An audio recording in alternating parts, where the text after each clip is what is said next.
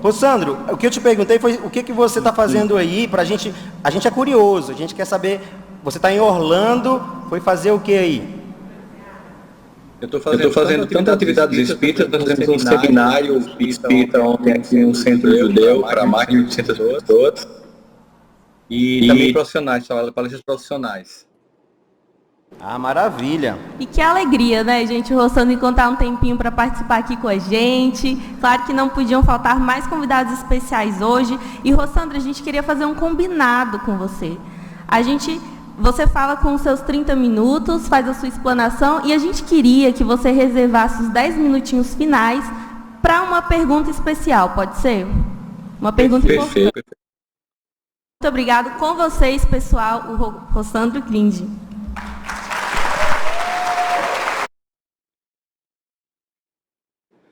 Bom dia, minha gente. Espero que vocês estejam me escutando bem. É uma alegria enorme estar aqui com vocês. Eu já combinei com o Paulo que o ano que vem será ao vivo, aí, em 3D. Estaremos juntos nesse congresso. É uma alegria a gente poder estar nessa manhã falando sobre um tema tão bonito, todo o congresso, né? Que vocês estão falando do tema aí, decoraram, fizeram essa reverberação aí, né? Esperanças, as dores da alma e os socorros do céu. E eu peguei como tema a esperança do evangelho em tempos de adversidade. Bom, a gente sempre foi avisado que nós passaríamos por um processo de transição significativo do planeta. A gente sempre ficava querendo alguns sinais de como é que isso aconteceria. E acho que agora, não há dúvida dos sinais que estão aí ao nosso redor. Sinais de uma crise coletiva de valores, de uma profunda separação política e divisão política. Eu estava aqui ontem escutando uma rádio em Orlando, que é uma rádio gospel, Orlando Radio, e eu estava vendo os programas evangélicos e ao mesmo tempo vendo o quanto eles estavam discutindo política, né? O quanto as sociedades estão divididas. Isso acontece ciclicamente nos ciclos históricos, mas nós não esperávamos em 2021 estar vivendo uma guerra entre a Rússia e a Ucrânia, com todos os desdobramentos que isso tem. A gente não estava esperando uma tensão muito crescente, muito significativa, até tendendo a um conflito direto entre China e Estados Unidos por causa de Taiwan e ao mesmo tempo as mudanças na geopolítica global. E nem a gente estava esperando que em novembro, aquilo que já vinha sendo forjado pela indústria de tecnologia, que era a inteligência artificial, que a gente já usava na Alexa, no telefone, que eu estou usando aqui agora para vocês, um telefone, transmitindo imagem, usando a internet do meu chip que eu comprei aqui, para que vocês me vejam aí. Isso é incrível, é maravilhoso. A gente já tem usado muito isso, mas quando o ChatGPT chegou, nós não imaginávamos o poder que isso teria e o quanto isso iria afetar a nossa vida. E eu tenho assistido entrevistas de vários especialistas, inclusive ontem, 3 dias atrás, no 6 Minutes, que é um programa daqui de entrevistas da CBS, o presidente da Microsoft, juntamente com Elon Musk, também diz a mesma coisa, e o Yuval Noah Harari, a preocupação imensa que eles têm com relação às tecnologias, à inteligência artificial e o crescimento delas. Pediram para parar, mas ao mesmo tempo reconhecem que é impossível parar. Demos um play em algo que a gente tem medo de perder o controle, porque se a Microsoft parar, a Google não para, né? Porque os concorrentes não vão parar. Se os Estados Unidos parar, a China não para. Nós demos início a um processo que pode ser a construção realmente de um novo, ou a gente pode, pela nossa imaturidade emocional, o orgulho e egoísmo que o Evangelho tanto nos fala, usar equivocadamente tudo isso. A gente, como ser humano, sabe que a gente pode fazer as duas coisas. A gente sabe, pela própria experiência que a gente teve com o uso da energia nuclear, que a gente simplesmente jogou uma bomba em Hiroshima e Nagasaki, mas hoje a gente combate diariamente milhões de tumores cancerígenos e milhões de pessoas salvando-as do câncer. Mas para a gente ter uma ideia do que significa isso, é que a mente de Einstein tinha uma capacidade intelectual 2,5 vezes a de um ser humano comum. Com 2,5 vezes a capacidade intelectual de um ser humano comum, ele criou a teoria especial da relatividade, que deu, por exemplo, para a gente fibra óptica, GPS, energia nuclear, tantas coisas a partir de um ser humano com uma mente 2,5 vezes maior que a nossa. E a inteligência artificial não é 2,5 vezes maior que a nossa, não é 10 vezes maior que a nossa, é milhões de vezes maior que a nossa. E em algum momento, nos próximos 10 anos, 20 anos, ela pode atingir a singularidade, que é quando ela terá uma única inteligência artificial, a capacidade intelectual dos 113 bilhões de seres humanos que já reencarnaram na Terra. Uma única inteligência somando tudo isso. Significa dizer que soluções inimagináveis para coisas podem acontecer, mas os riscos são imensos. De todo modo, não importa se a gente estivesse aqui falando no início do século XX, pensando o que a luz elétrica vai fazer com a gente, será que ele vai nos matar? Ou toda vez que acontece uma transformação, mas essa sem sombra de dúvidas vai ser a mais disruptiva transformação de toda a história humana, e isso é consenso no meio acadêmico, no meio de pesquisadores, a gente sempre pode ser tomado por um medo, por uma ansiedade, por uma angústia. Ou, independe disso, dá um pause, esquece tudo que eu falei aqui agora e pensa na tua vida pessoal, nos desafios que cada um de nós trava diariamente para vencer a vida, para construir, consolidar os nossos relacionamentos. Nós percebemos que uma dinâmica muito é a angústia de estarmos aqui, é a busca de aprimorarmos a nós mesmos emocionalmente, as nossas relações afetivas. E muito comumente nós temos uma tendência, até porque assim a sociedade preconiza, que a gente busque parte da nossa sensação de segurança e estabilidade no externo. Que a gente aposte, por exemplo, a gente quer estabilidade financeira e emocional. Tem uma música de Caetano Veloso, Ó Quereres, que ele diz assim: eu queria querer te amar amor, construirmos dulcíssima prisão, encontrar a mais justa adequação, tudo métrica, tudo rima e nunca dor. E a pergunta que eu faço é, quem não quer um casamento, tudo métrica, tudo rima e nunca dor? Quem não quer um trabalho, tudo métrica, tudo rima e nunca dor?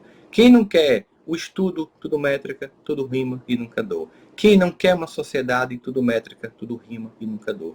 Mas ele continua da música. Mas a vida é real e de viés. Ou seja, não é sempre como a gente quer, ela é surpresa. E nesse sentido, nós buscamos algo que é impossível, estabilidade. Nós queremos previsibilidade.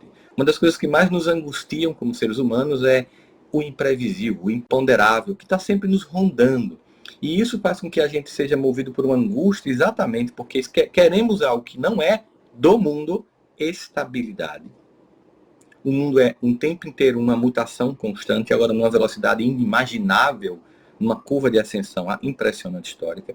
Mas a gente quer estabilidade porque a gente tem uma necessidade das chamadas zonas de conforto. Isso faz com que as pessoas sejam tão ansiosas por uma certa estabilidade que elas prefiram relações difíceis só porque são conhecidas, empregos tóxicos só porque você já conhece, ficar em ambientes que não está fluindo só porque você já conhece a galera, do que você avançar, crescer e ir para outras possibilidades. Você prefere, inclusive, a dor conhecida do que o novo desconhecido.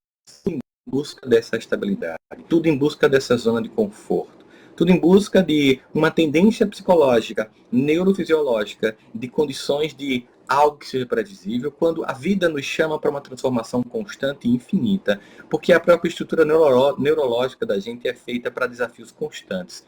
Tanto que o nosso cérebro não para nunca, inclusive quando dormimos ele sonha para não parar de funcionar. Essa função faz com que toda vez que você começa a repetir uma coisa, você antecipe o processo de envelhecimento neurológico. Sentar no mesmo sofá, com a mesma caneca de café, para ver a mesma coisa, que é confortável, é ao mesmo tempo não desafiar o cérebro.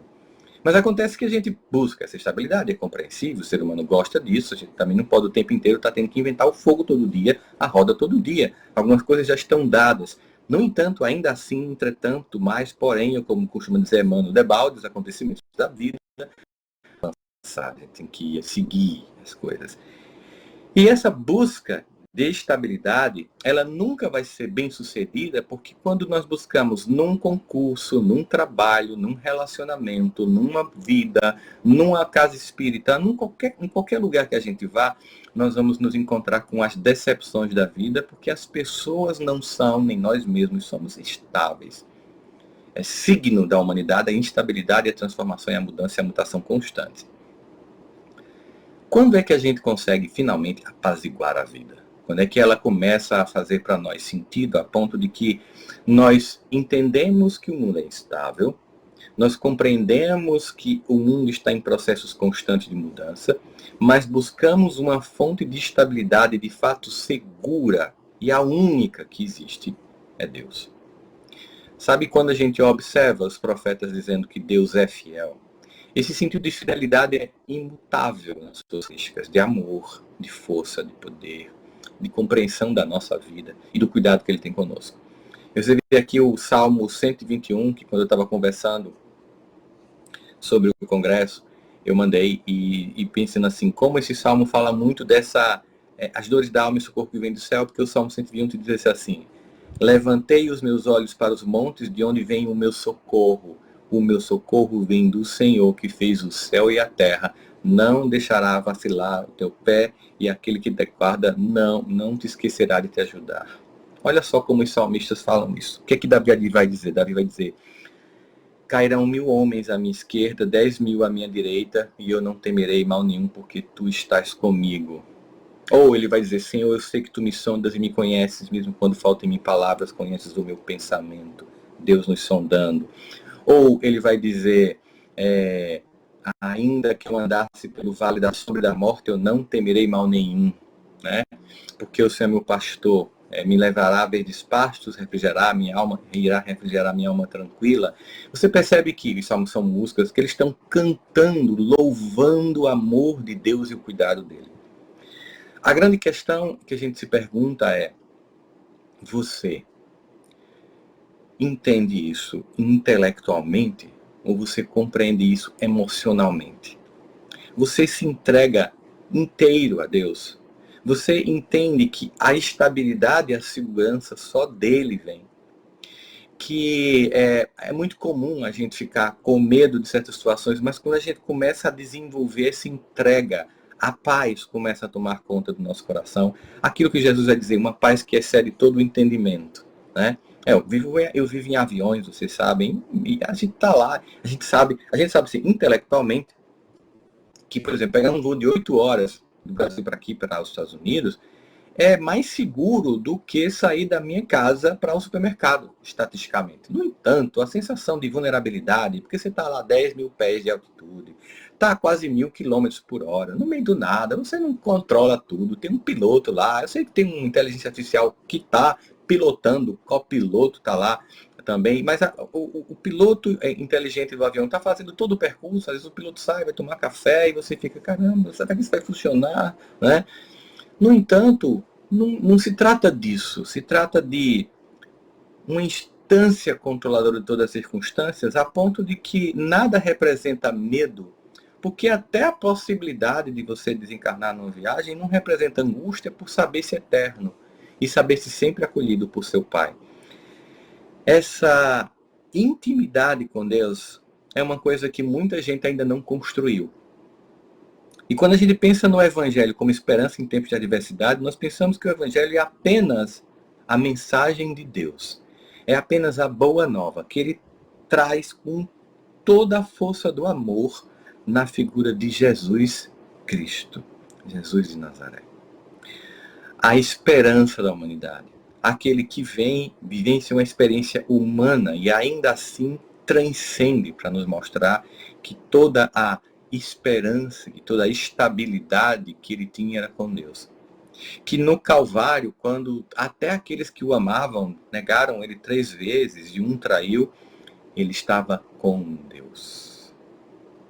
E esse é um convite para que todos nós possamos refletir sobre tempos de adversidades e conflitos. Onde está meu coração? Onde está repousando o meu tesouro? Será que eu acho que a estabilidade vem de... não, Rosângela, eu estou fazendo investimentos no mercado financeiro, eu estou apostando em Bitcoin, As pessoas ficam sempre procurando algo, e aí não estou contra nada disso, você tem estabilidade financeira, mas é que a paz, a sensação de absoluta tranquilidade só vem quando depositamos a nossa confiança em Deus. Não é nos homens, nem mesmo em nós, que podemos nos trair, nós nos sabotamos. Mas esse Pai que nos ama e nos conhece, não faz isso. Aí, às vezes, eu fico me perguntando que talvez a grande questão para a maior parte de nós, de ter dificuldade de desenvolver intimidade com Deus, é não saber como fazê-lo. De que forma eu construo essa intimidade? Vamos lá. Como é que a gente constrói intimidade com as pessoas que a gente ama? A gente constrói intimidade com as pessoas que a gente ama, convivendo com elas, conversando com elas, dialogando com elas, aprendendo com elas. A ponto que a gente vai percebendo sinais. Quando eu casei com Janine no começo, uma certa vez a gente foi receber uma das tias dela, tem muitas tias. E uma especificamente ela fez, olha, quem vai vir aqui hoje é a tia fulana, então por favor, você é muito engraçadinho, cuidado, que ela pode ficar um pouco assim, insatisfeita com alguns comentários que você faz, então ela é assim, ela pensa desse jeito, tal. Então, pelo amor de Deus, olha, se controle.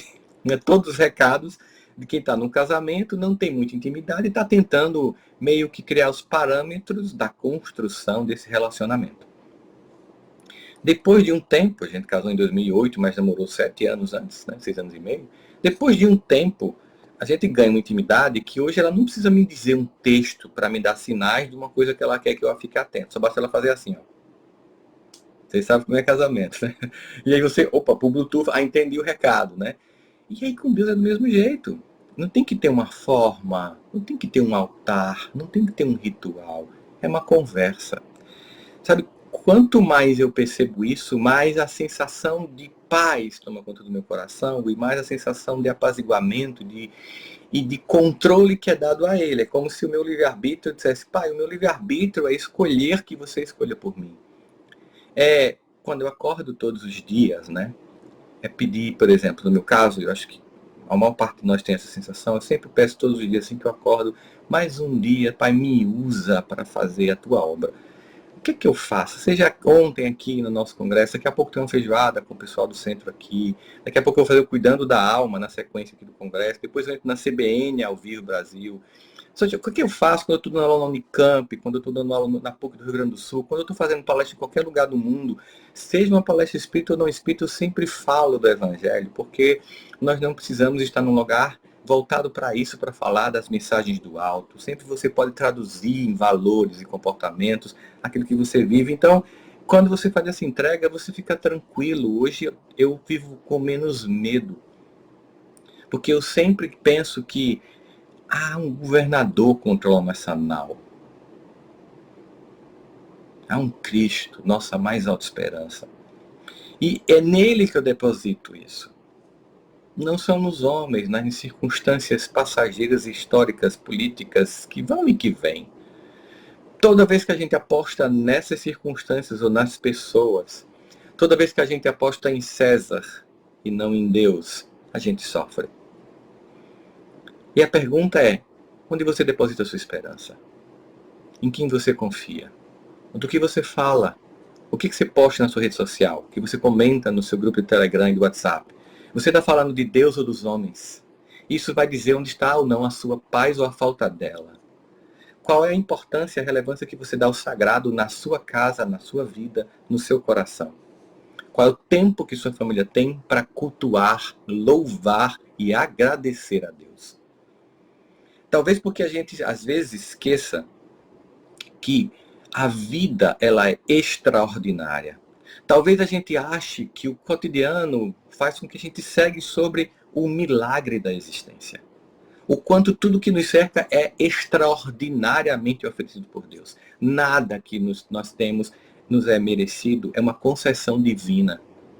Você já agradeceu, por exemplo, hoje por ter chegado aí e estar nesse congresso? Seja online ou presencial. Você agradeceu porque você levantou, acordou e o seu corpo está funcionando. Você já agradeceu, por exemplo, quando você foi de manhã tomar banho e que, se você quis, você pôde dosar a temperatura da água? Nada disso é nosso, tudo é empréstimo. Então a vida, ela é o tempo inteiro um milagre. E às vezes não contabilizar isso faz com que a gente esqueça da presença imensa de Deus nesse Filho cósmico universal que nos cerca em seu hálito amoroso. E é nessa hora que, depositando no Evangelho, que é a tradução desse amor, para que a gente possa viver e lembrar no dia da tua angústia. Se você não sabe o que fazer, louva a Deus. No dia da tua dor, quando você tiver como Davi, mesmo quando falta em mim palavras, Senhor, conheço o meu pensamento, louva a Deus. Recita salmos. Quando estiver angustiado, diz, cairão 1000 homens à minha direita, 10.000 à minha esquerda, e eu não temerei mal nenhum. O Senhor está comigo. Ainda que eu ande pelo vale da sombra da morte, eu não temerei mal nenhum. Usa este evangelho como um manancial da tua existência e roteiro da tua vida. Porque lá está impresso as condições totais para uma vida plena de felicidade. Em que nós olhamos para todas as circunstâncias da vida e, como diz Paulo lá, Carta aos Romanos, daremos graças a todas as coisas, em tudo dai graça, porque esta é a vontade de Cristo Jesus para convosco. Graça inclusive nos dias de dores. Parece irônico, como assim, Paulo? Graça na desgraça? Mas será que é desgraça ou uma alma sendo forjada para a graça? Quantas dores que nós passamos no passado, nós reputamos como desgraça, e depois a vida veio se desdobrando com a sua intensa velocidade, e a gente passou por um problema muito maior, e chegou à conclusão de que, se eu não tivesse passado por aquilo, eu não estava suportando isso. Então aquilo que no dia que aconteceu comigo eu reputei como desgraça, era a construção da potência da graça para suportar dias mais complexos. Por isso em tudo dai graça. Nas dificuldades que nos forjam competências, nas relações difíceis que nos convidam à experiência da empatia, da compaixão e da solidariedade, dessa capacidade de convivência com as pessoas. O que nós temos feito com todo esse manancial? Nós temos nos divididos, nós temos criado bolhas de não comunicação, nós temos deixado de dialogar com as pessoas, incapazes de conversar com a diversidade, querendo que todo mundo pense como a gente, empobrecendo um projeto de civilização que Deus quis que fosse diverso. Deus nos quer assim, diversos, únicos, irrepetíveis, cada um com seu código genético, com eles do olho. Nem um dos 113 bilhões de seres humanos tem um código genético semelhante, porque essa grande inteligência, não artificial, mas essa grande inteligência, causa primária de todas as coisas, ama o mundo que criou com a diversidade que tem. Todas as cores e formas de viver a vida. E a gente empobrece isso porque nós depositamos a nossa confiança nos homens e não em Deus. De manhã, quando acordar, ao invés de novo ligar notícias para ver a tragédia humana selecionada pelos meios de comunicação para te oferecer no café da manhã, em vez de entrar nas redes sociais para ver as vidas editadas e filtradas das pessoas, em vez de você entrar nos canais para seguir os comentadores políticos que agradam você e que acham que estão dizendo que só você tem razão, abre o Evangelho, faz uma prece, vive o contato com o sagrado, porque tudo mais é secundário. Todos os seres humanos, homens e mulheres, as dores vão e vêm, políticos vão e vêm, reis, princesas, rainhas, todos deixaram a terra, mas Deus permanece. E é aí que a gente busca essa estabilidade, é aí que a gente busca essa fidelidade do Evangelho, que todo dia nos é oferecido, mas quanto tempo você passa vivendo a experiência do Evangelho na sua vida? Quanto tempo você passa lendo essas páginas balsâmicas? Quanto tempo você dedica à construção de um psiquismo saudável, em que você seleciona do mundo aquilo que Paulo diz, tudo me é permitido, mas nem tudo me convém? O que tem sido conveniente para o seu coração? Porque se tem sido a discórdia, a dissensão, o conflito, não espere paz. Não vai vir dos homens. Só vem de Deus. E se você quer que o Evangelho seja um bálsamo na sua vida, ele é, mas é preciso que você o torne. Vivendo, experimentando, lendo, confiando. Todo dia tendo contato com Deus para desenvolver essa intimidade. Que aí chega um ponto que você conversa caminhando. Você conversa com Deus lavando a louça. Você conversa com Deus, sabe, fazendo qualquer coisa porque você sabe que Ele está do seu lado. Você não vai se sentir mais só, porque se as pessoas estiverem te ignorando, você não é ignorado por Deus. Se as pessoas não estiverem mais conversando com você, Deus está do seu lado. Se as pessoas não acham que você é uma pessoa interessante, porque você socialmente pode ser irrelevante para algumas pessoas, porque não ocupa uma posição de destaque, Deus não te vê com essas hierarquias patológicas e doentes. Ele simplesmente te vê como um filho e uma filha amado, intensamente amado. E talvez seja difícil admitir isso, né? Como é que Deus, tão perfeito, ama a minha imperfeição? Ele ama, ponto. Deus não ama sobre condições, Deus ama. Talvez a grande questão seja, e com isso eu termino para que a gente possa fazer essas duas perguntas. Talvez a grande questão seja, por que você acha que não merece o amor de Deus? Por que você não acha que merece o cuidado de Deus? Quem te convenceu disso? Dessa grande mentira, de que Deus não te ama e que Deus não cuida de você, a ponto de você procurar lá fora o que tem dentro do teu coração, nesse tempo sagrado. Tempo do coração, a presença do Deus vivo em nossas vidas. Que você possa olhar para o Evangelho não como um livro de preces, não como um livro histórico, mas como o grande manancial de sabedoria, transformação e cura de nossas almas, nos trazendo a paz que tanto buscamos. Muito obrigado pelo carinho. Vamos às perguntas que vocês têm, para a gente poder aqui fazer um bate-papo com a galera. É vocês, gente. Muito bem. Muito obrigado, Rossandro. A gente está super feliz, né? Eu preciso que acendam as luzes, senão eu não apareço. Nem eu. Só acontece, isso é técnico, né? E aí o pessoal de casa vai achar que o Rossandro está falando com além. Com dois espíritos. Muito bom. Gente, eu tenho que fazer isso, senão eu não sou recontratado, né, para o congresso. Então, eu não estou me sentindo de nenhuma forma prejudicado, não. Mas, Rossandro, tem uma pessoa aqui muito especial que vai fazer uma pergunta, não é, Marcela? Sim, uma pessoa, ela já está preparada? Qual é a pergunta, Haroldo? Rossandro, querido! Fala, meu amigo! Tudo em paz? Rossandro, morrendo de saudade de você, meu irmão. Também, mas o próximo vai ser ao vivo, né, meu amigo? Ao vivo.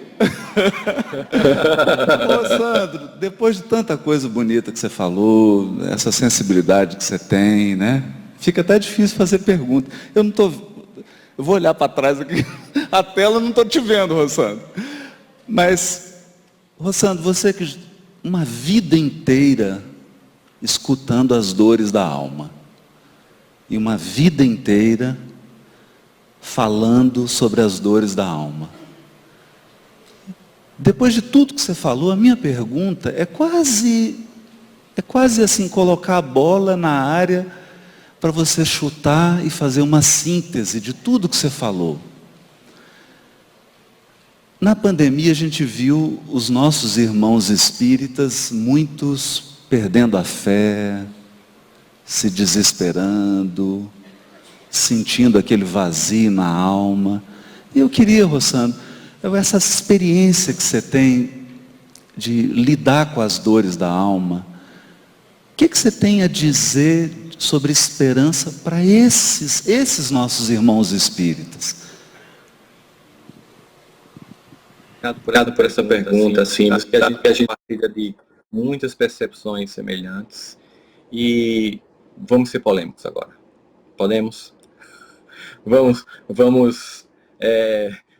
primeiro dizer que você está muito elegante com essa camisa assim, meu. Gostei, assim, essa camisa que lembra a onda do mar. Gostei, tá linda aí. Elegância, total, exato.